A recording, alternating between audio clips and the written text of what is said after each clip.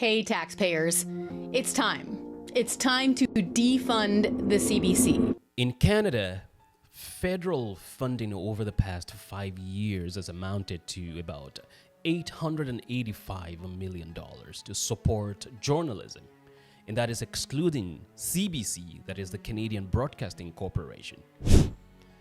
The Canadian Journalism Labour Tax Credit also provided a salary subsidy of about $170 million over that same time frame. Now, big corporations like Bell Canada received a lion's share from this. If that sounds huge to you, just wait a second and consider this. The CBC, the Canadian Broadcasting Corporation, received $1.3 billion from the federal budget in 2023, plus an additional $42 million coming for them in 2024's federal budget. The total revenue for the CBC last year was also about $1.3 billion, meaning it is 100% federally funded media. Now, here is what expert analysis show us about this. Despite the subsidies, Bell Canada, for instance, reduced their workforce by about 1,300 positions of late, and they closed down or sold 9 local radio stations in recent times as well. In February 2024 alone, Bell Canada announced the largest round of job cuts in 30 years. Now, for the CBC, despite the subsidies received just before Christmas 2023, they announced a 10% reduction in their workforce, which means laying off about 600 positions. Now, some key voices, including Pierre Poilievre, the leader of the Conservative Party in Canada, have suggested defunding the CBC. So Conservative leadership candidate Pierre Poilievre says he's going to defund or cancel or get rid of the CBC. We'll save $1 billion by defunding the CBC. My question is, shall we defund the CBC?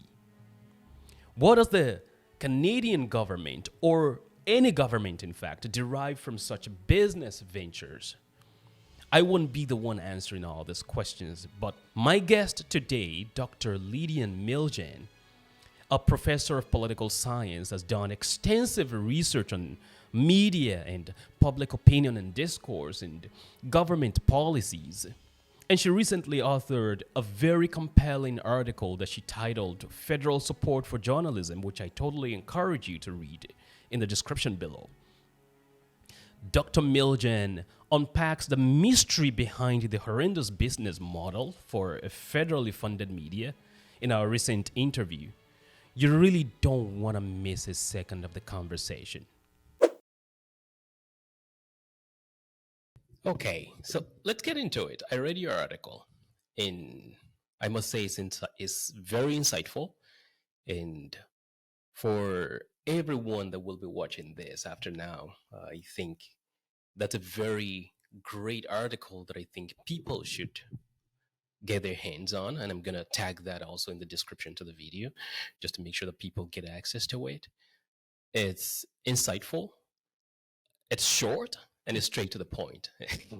Well, they made me be short. It was I think it was 1,000 words. I think my first run of it was like 2,000. They said no, you got to cash cut that. So All right. it's short on purpose. Yes.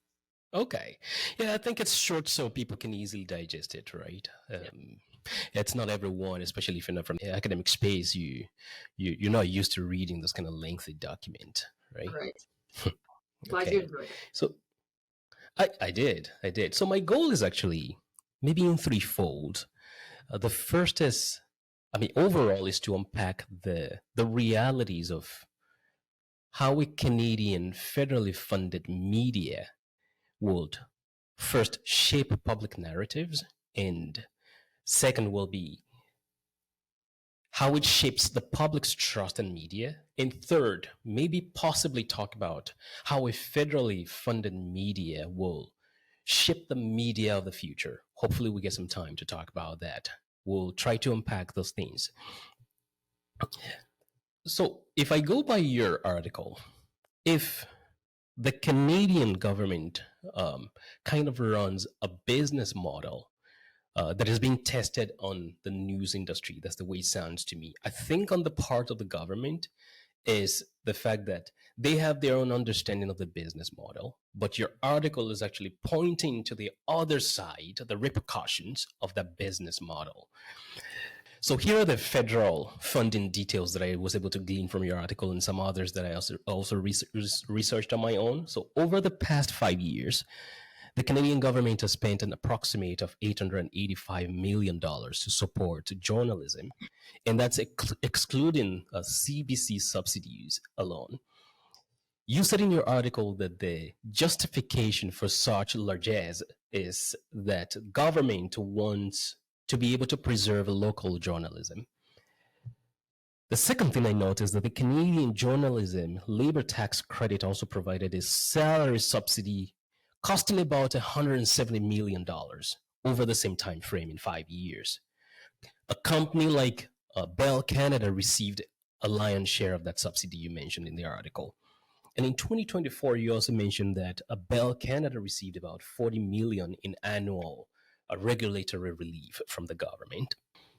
The chief of them all is CBC.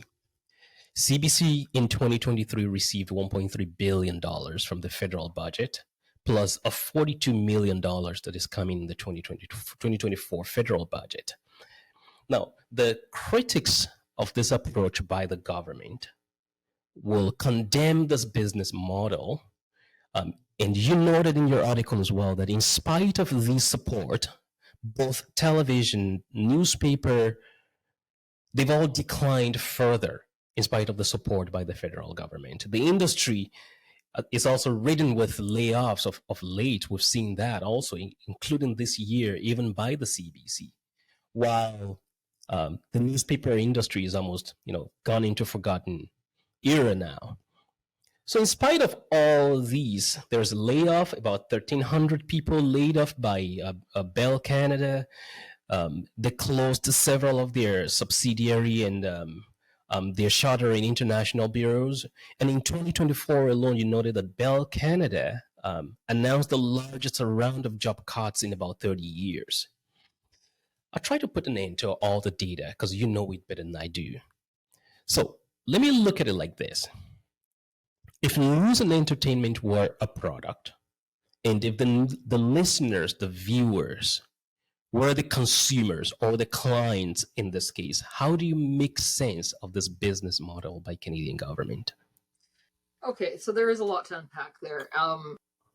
So obviously, news is a business.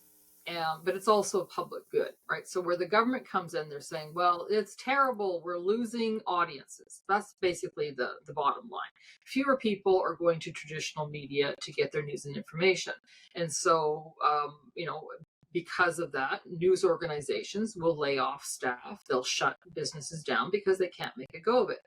So the government swans in and says, okay, let's give you a subsidy. Let's, if your biggest cost is your labor, we're going to subsidize that labor component so that you can hold on to those jobs.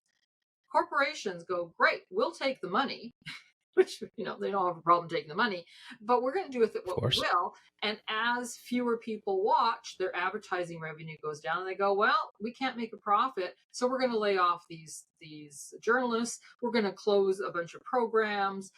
We're going to get away from radio, do all these different things just to save our bacon, basically. And so you see that the government's put in all this money and it hasn't saved any jobs. It hasn't helped journalism. It's just helped those big corporation giants. And they're making a lot of money. They're just not making it on the news. And so, it's a business case for Bell and for Chorus and for all those other organizations to say, well, we're going to have many other things, right? Bell makes a lot of money off cell phone charges. They could easily themselves subsidize the news if they felt it was value for dollar, right? There's all sorts of businesses that do things that are lost leaders, right? Sometimes you go into the grocery store, and actually it happened just down the street. They had overstock of pickles, so they were selling pickles for 15 cents a jar. Clearly, that store is not making money on the pickles. But if you as a consumer go in there and you're going, oh, I only have to pay 15 cents a jar for these pickles, I might pick up a steak while I'm at it, or a hamburger, or something else that the grocery store is going to make money on. Same thing goes with news organizations, right? They might use the news as a way to get you to come in to buy other things. So you're going to watch the nightly news, and then maybe you'll stay on for the highly rated sitcom that has a lot of advertising dollars. Or you go, really, I like this company because they gave me such great news, and so I'm going to buy their self-service. So there's a lot of things that corporations can do. That's one side of it. The other side of it is, what are we subsidizing?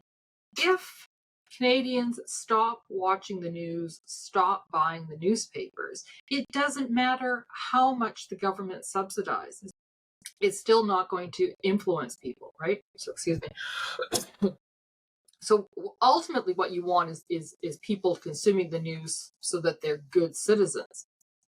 But the government can't force that with a subsidy. So it's on the part of the government, that's a lost leader, because they haven't figure out a way to help corporations actually regain the trust of the public to go to those news organizations. And then compounding that, when people see that it's subsidized by government, they no longer trust the media. They think, oh, you're just in the pockets of government. How do I know that you're going to ask the tough questions? And so, again, that's also a way to reduce audience trust in the media itself.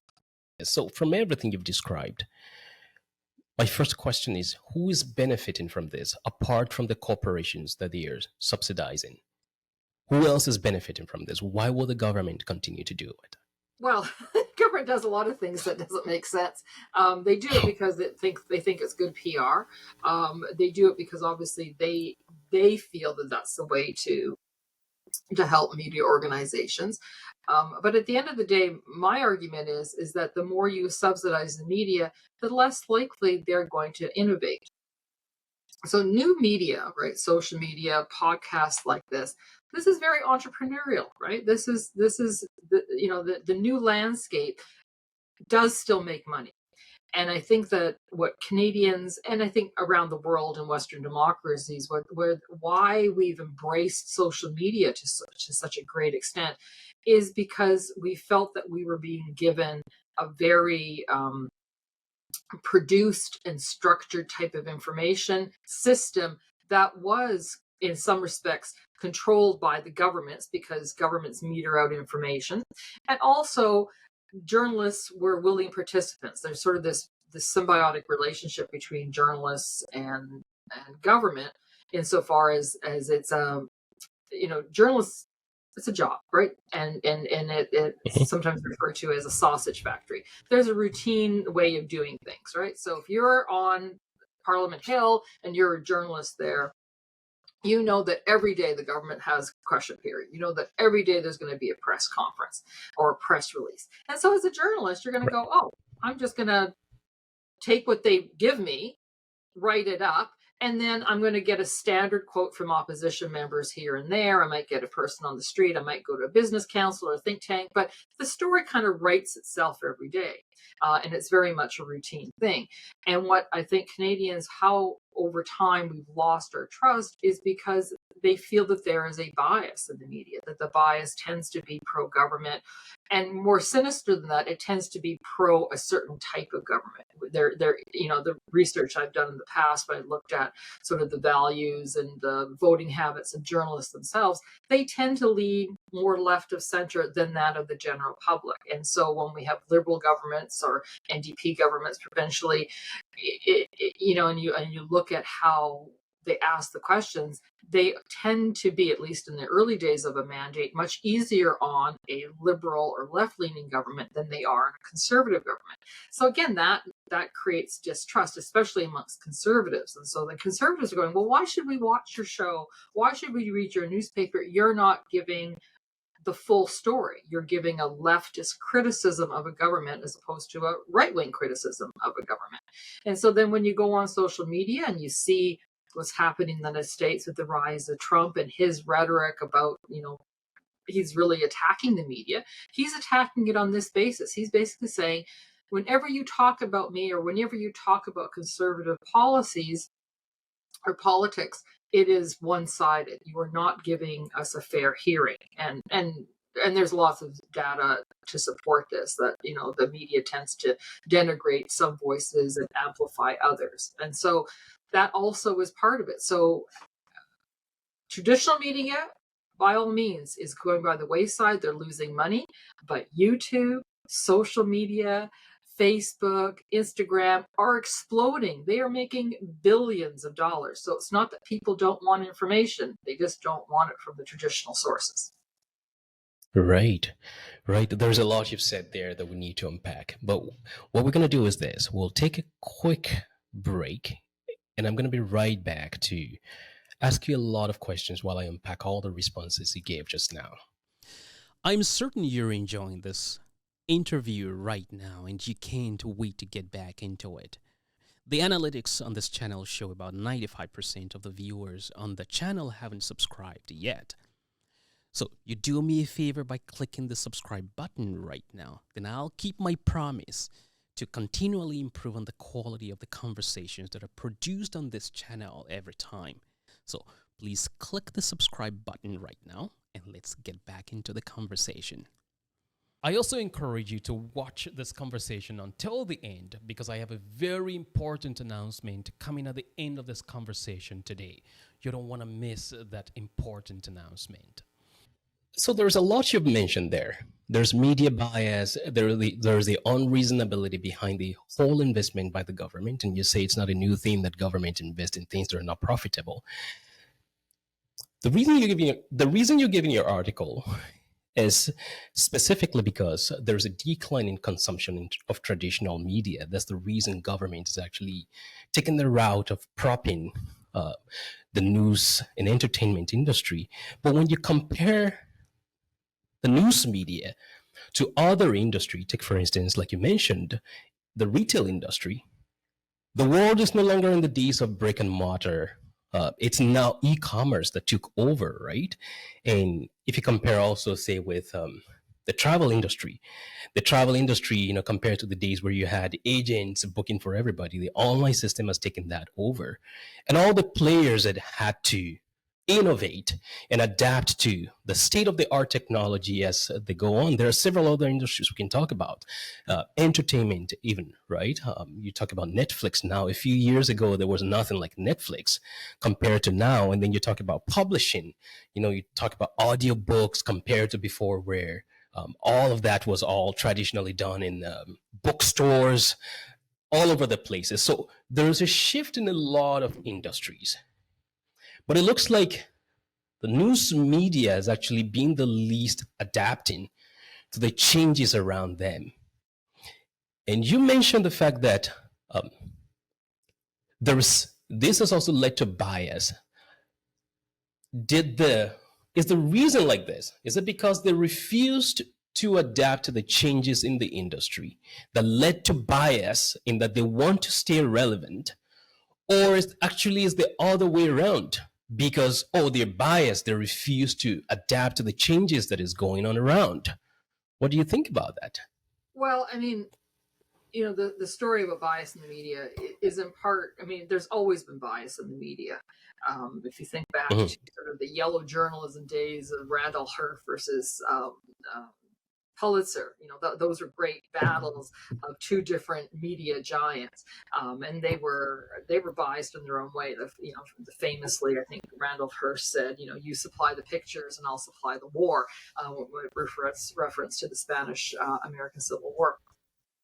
So, certainly early days of newspapers were biased. There were partisan presses. There was, people knew what the biases were, though. There was, a conservative paper, a liberal paper, a communist paper. There were all the different papers that people would buy. Over time, once you got more standardization, and that was really Pulitzer, he really brought in standardization of news stories, but he also increased the quality of news itself. That's why you have a Pulitzer Prize. But what they did with that standardization is that they also then had news wires. And so news became very homogenized. And newspapers and news organizations went away from being partisan, left, liberal, or right-wing conservative. And they all tried to get to this objectivity standard. And especially when TV comes around and radio, they really wanted to elevate it to say, we are now objective purveyors of the news and the information and what's happening. But as we looked at what was the actual content, it's impossible to be objective, right? Everyone is going to be biased by their own framework, right? I'm biased by my framework, right? I see the world in a way that's very different than some of my colleagues. My colleagues who do the same kind of research talk about it more in a Marxist terminology, and I talk about it more in a liberal democratic thing. I think you should have more voices, and I think they do too, but I'm more pro-business than they are. Fair enough. So that's our perspectives. I will tell you my perspective right off the bat, and then people can judge it for what it is. The problem with news media in general is that they said, no, we're neutral. We're just going to see it as it is. And then we find out that no, they're not really neutral. They journalists as a whole tend to lean, as I said, they tend to lean more left of center. They are not accountants. They are not economists. They are journalists. And so even when you have journalists who have economics training, just because of the fact that they've gone into journalism, they tend to be more left of center in their viewpoint. And then they tend to interview like-minded people. So there's bias within it.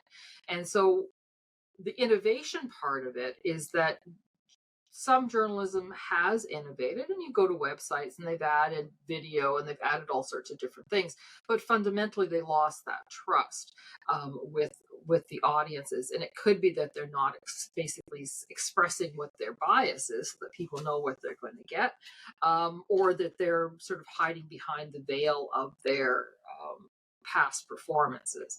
The other thing is that it's really easy to get free stuff today. Right? Like, so people will post stuff on social media, and media organizations, and that was the other thing the government sort of messed up, is that, they punished social media for rebroadcasting traditional media stuff, right? So CBC, for example, they actually, and I think this is true for a lot of public broadcasters, they actually got bigger audiences when they went to Facebook Live than they did with people watching it on their TV screens. And so the government brings in a new bill that says, oh no, Google and the big providers have to pay a fee to those news organizations who broadcasting on their platforms.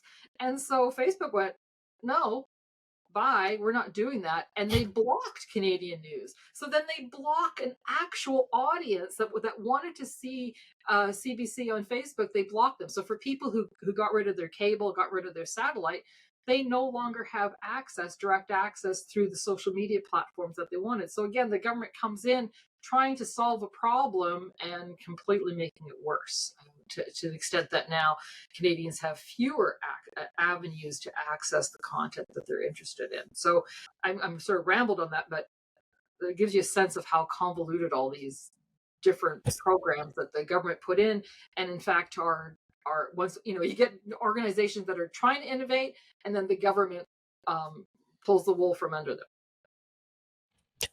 So let me come back to one of the points you made about the fact that the news media has actually become more radically left in recent times. I'm just paraphrasing the way they lean left. They lean left. Okay, I should say that. They progressed faster towards the left, I should say. Yeah, I don't mean it in the sense of being radical. What do you think is responsible for that? Has that been around for a very long time? I've actually been very interested in this topic for a very long time. Yeah, well, I did a survey in 1996 where I compared journalist opinions on current events and how they leaned on political issues with that of the general public. And we found very clearly that, even back in 96, journalists were further to the left than were the public. And there were studies in the States that did similar research. And it's been a constant complaint.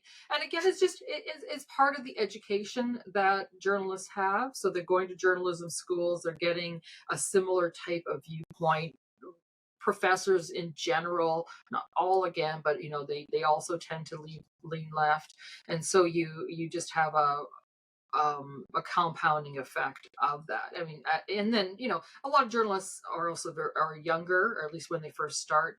They're obviously younger when they first start, but new journalists going in are younger. And then when you look at the hiring practices of news organizations, so the critical school, sort of the Marxist school of communications, will say, "Oh, journalism leans to the right because they want to make their bosses happy. So they assume that the bosses are conservative and they're going to lean right to keep their jobs."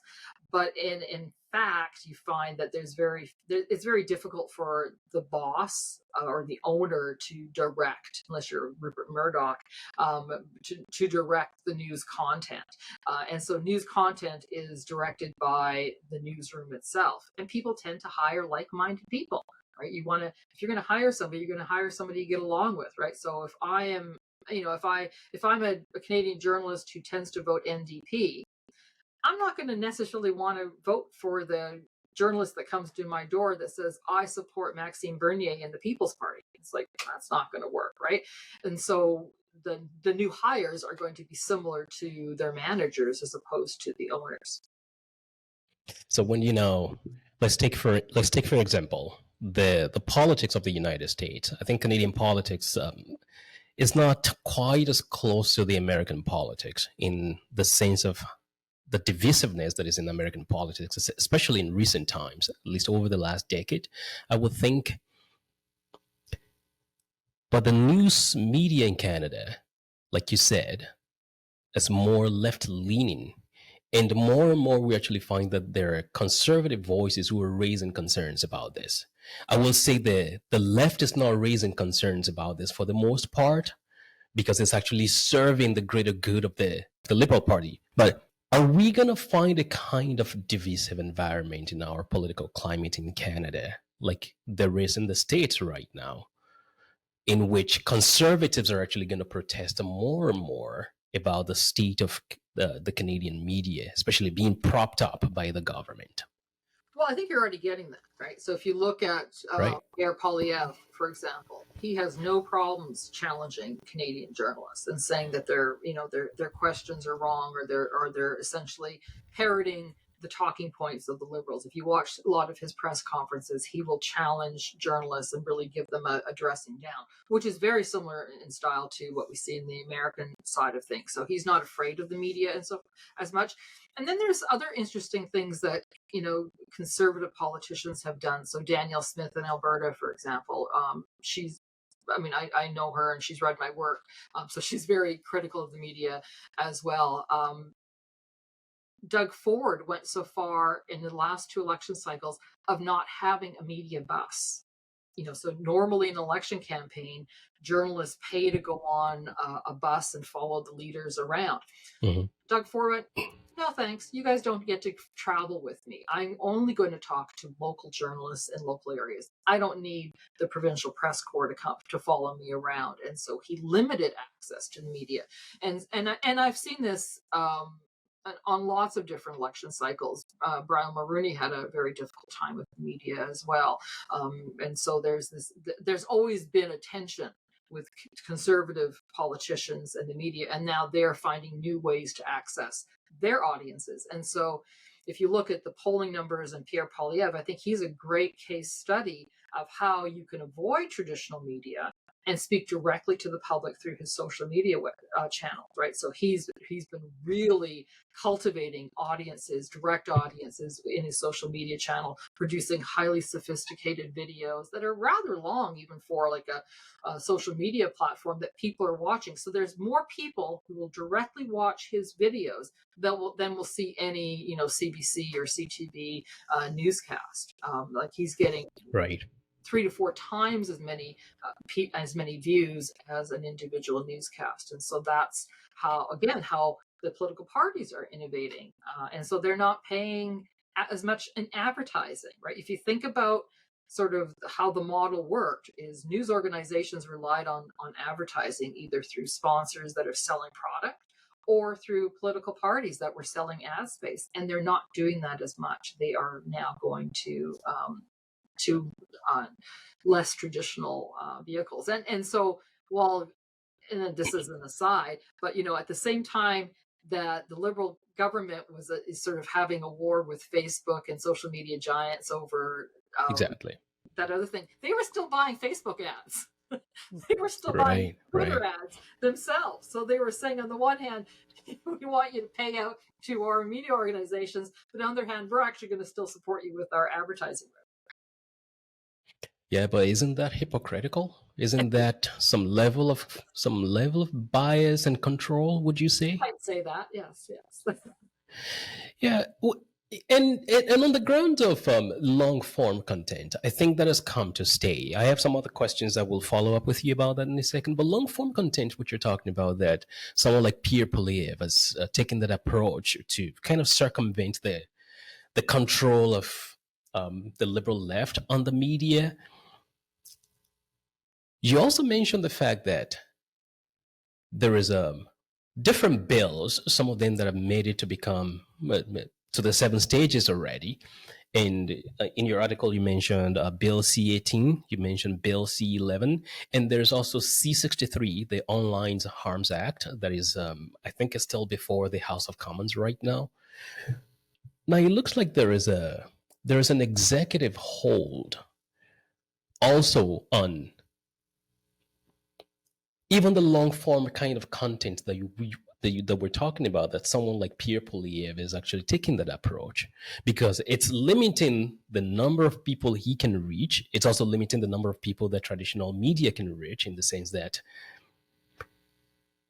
Facebook has banned news content from Canada, for instance. But the conservatives are going to feel that more, especially as we approach the polls now. If the traditional media is already slightly biased or tightly biased against conservative voices, and now some content cannot be aired on Facebook, or Facebook platforms, I should say. Now, where do we place that in the sense of government overreach? Well, I'm not really clear on the issue, right? So individuals can still post on Facebook. It's just news organizations can't. News organization, yes.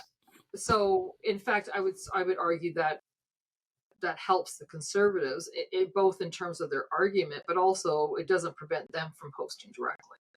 So they don't need the news organizations, right? So they don't need the news media.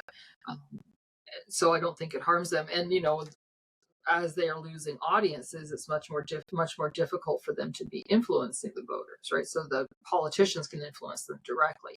The issue with the various online harms and who it's who dictates, and that's the real concern, right? Who dictates what's truth in our post-truth era? Who dictates what's false information? Again, I think social media is amazing at this, that they will attack the liberals for false information. The liberals are very good also at manipulating the message. So who's going to control them? If they have some sort of somebody who's going to be the arbiter of what is truth to regulate social media content, they themselves have to be subject to the same thing. Otherwise, there's going to be even more concerns about bias. And so I find it interesting lately on Twitter or X or whatever they're calling it this week, they have the crowd being able to provide context on a number of stories and sort of fact check each other. And that's not great, but that's great innovation. Right. I find that very interesting. Also, I saw that on Twitter just this week, and talking about the fact that you can. Right. I think that's a great idea, that the community can actually fact check news. It makes it a little more reliable to some extent. I mean, there's also a lot of biases out there, but it makes it more reliable when the community itself can fact check it. But when you think about the Canadian government's approach to prop up media, it's not only unique to Canadian government. It's also in several parts of the world. And I look up different scholarly articles out there before we're sitting together to have this conversation. There are many countries out there, including the United Kingdom. There is Germany, there is France, there is Australia, and of course Canada, and almost all the Scandinavian countries except one, Finland, New Zealand, the bunch of them also are funding news media to some extent. I mean, differs in those places to whatever extent they're funding media. The greatest exception that I found is the United States. The United States media is almost outrightly private, except a few like NPR, and the rest of them, they're like NGOs and are funded through private donors and the like. But Canada takes an approach that is similar to several other countries. And reading different articles also, I find that there is a common trend among the countries in that people believe, the public believe, that there's actually media bias by those federally funded media across those places. Let's not even talk about third world countries, for instance. I come from one. I'm from Nigeria originally. The news media in those parts of the world are not only funded by the federal government, they operate them. They dictate the news in most of those places. What does the world do with a media that is leaning left? Not just in Canada now, we've talked about Canada. We're talking about several other places. Even although the media in the United States is privately funded, you also find that there are a lot more liberal-leaning media outlets in the United States than the conservative voices out there. But what does this hold for the future of the world, to think about it? I mean, I don't study too much media outside of Canada, but I am familiar with the American system. I mean, they are a private system and they are based on essentially profits. And so while it's true they probably have more left of center media organizations than right of center, they have some pretty strong right of center media organizations. Fox, for example, is a very profitable media organization. Canadians tried to do something here and it just sort of fell flat. But, in the United States, they're a legitimate source and people know where they stand on issues. And you also have a lot more right of center newspapers in the United States, that you know where they stand editorially. I don't have a problem with the fact that we have public broadcasting around the world. That's the idea that this is the public good. The frustration I've always had is that everyone equally has to pay into a news organization like the BBC, like ABC in Australia, like CBC in Canada. And the problem is that they're not reflecting and they're not representing all Canadian voices. They have a different agenda, one that is more aligned with that of the Liberal government. And that's what's frustrating, that they're not giving you both sides of the story. And it's very difficult to do so. They would have to really fundamentally change their hiring practices to start encouraging different voices. And instead, what they do is their idea of diversity is to go into, discrimination issues. So, sort of this the idea that you have to have people of different colors, so you have to, so you have a certain, so a lot of their ads, for example, say, we will accept anybody but a white man. We just don't want any white men anymore on our stories. Now, it could be true that they are overrepresented already, but when you're specifically looking for equity-seeking groups, the theory is that you're also going to get a certain point of view. And I think that's unfair to equity-seeking groups, because it is not true that all Black people think the same, just like it's not true that all white people think the same, right? And so there's a great story of a Canadian journalist, and I always get his name wrong, but Jamal Javani. He was just elected as a conservative. He was hired actually by not CTV. He was hired by Bell Radio, and he had a radio show, and it was touted as he was a Black man who was going to talk about the issues. And he got into trouble because he was too conservative. They said, oh, we want a Black man's voice, but not your Black man's voice. We want what we perceive a Black man's voice is going to be. We think is going to be left of center. So he was unusual in that he was right of center. And you should have him on your show, because he's a fascinating story about how he left Bell, and now he was just elected as a conservative in a by-election.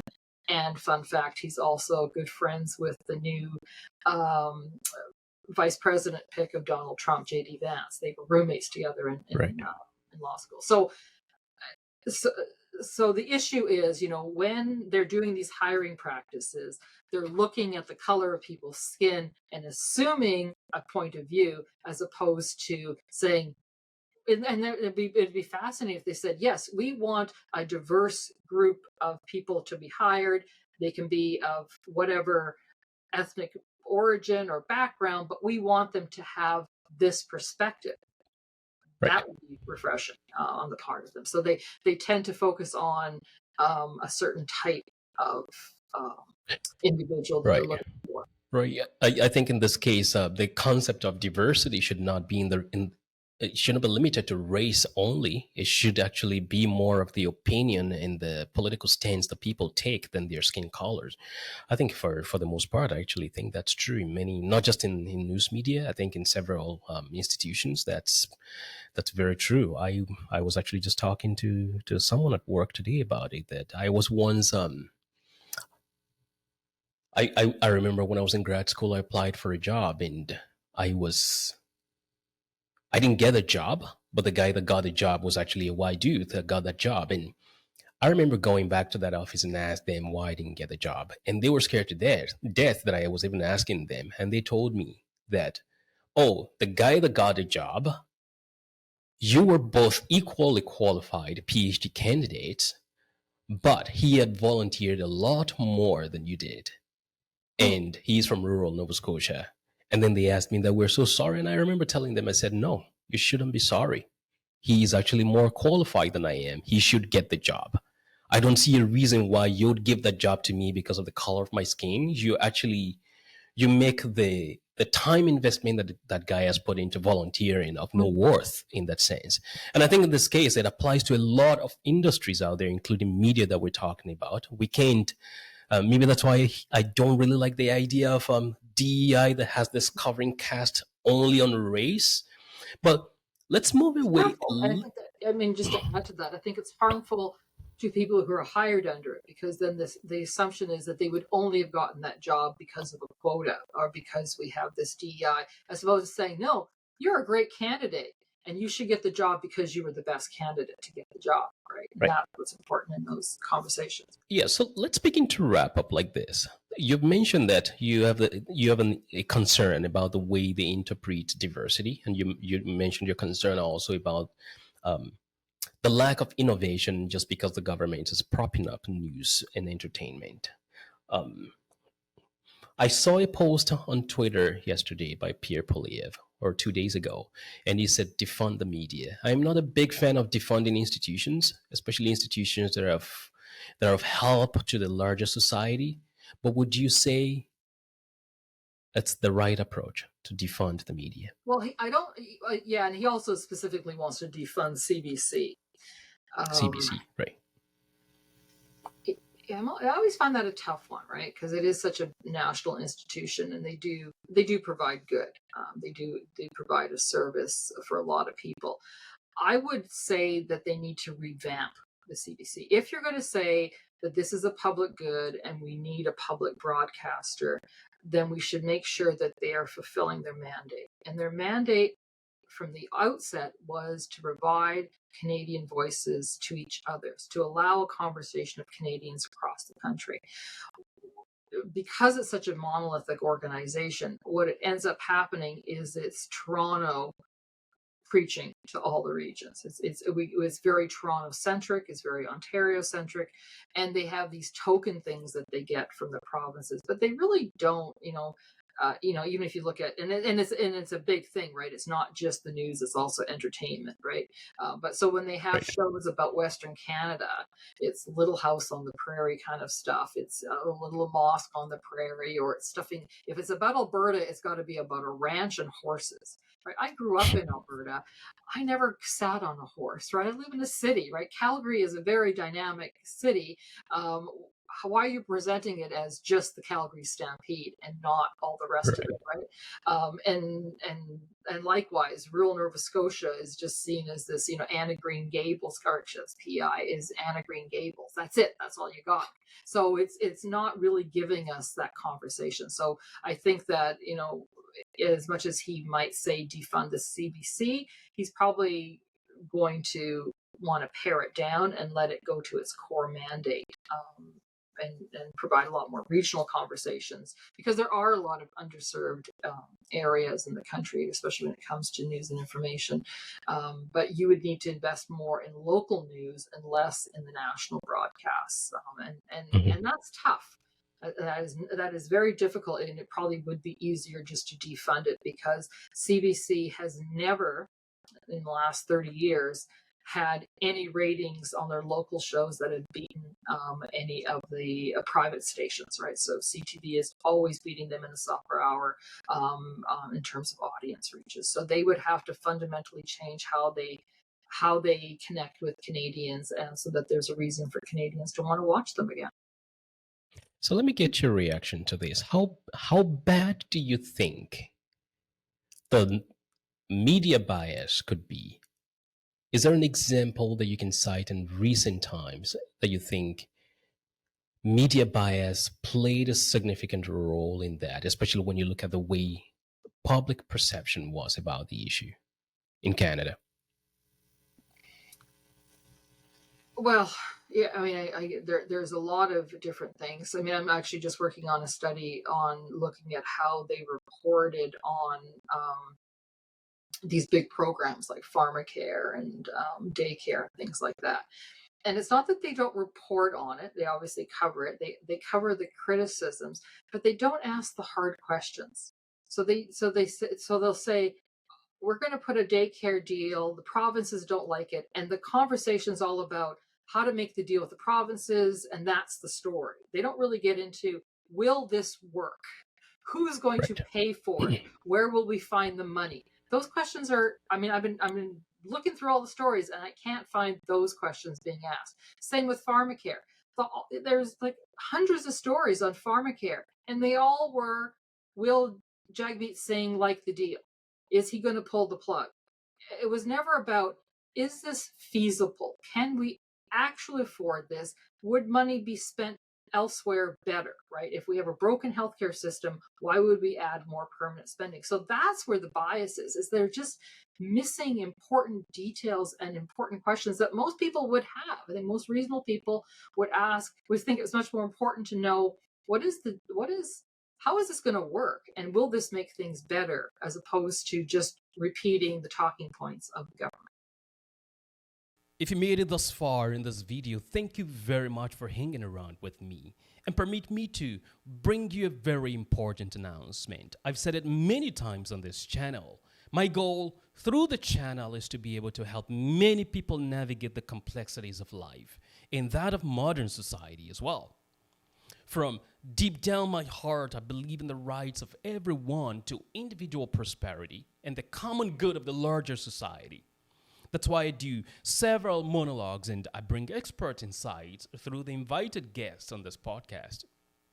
So generally, podcast hosts like this would invite experts, the big names who already have some public presence, and they have some interactions online to share their thoughts over a very long form content like the one you just watched. I love to do that.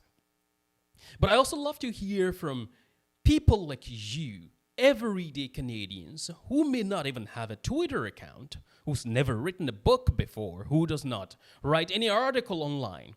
And because of this, I am launching a series of interviews on this channel with everyday Canadians, whether you're a carpenter, an electrician, an engineer, you be a stay-at-home mom, no matter what your age or your skin color is, whatever you do, wherever you live, whatever your political preferences or affiliations are, it doesn't really matter. I want to talk to you. And I would love to hear your thoughts, your perceptions about the trajectory of our nation, Canada. So, if this sounds of interest to you, I need you to do two things right now. First, I need you to subscribe to the channel, and I need you to give this video a thumbs up. Number 2, I need you to comment below under this video right now and share your thoughts about what you just watched. And in the comment, use the hashtag #EverydayCanadian. My goal is to have as many people as possible, if possible, have one interview per week in this category, starting from the first week of October. I will also, from time to time, still bring experts on important topics to the channel. It's going to be really good. It's going to be really exciting. Really exciting and looking forward to this, actually. So do me a favor right now. Do 2 things. Subscribe to the channel. Give the video a thumbs up. That way I can notice you. And second, would you also write your comment below about the thoughts you have about this video and add the hashtag #EverydayCanadians. And I will be in touch with you personally, and we will be talking together on this podcast channel very soon. Well, thank you very much again for hanging out with me on this episode. I look forward to seeing you another time. Take care. Bye-bye.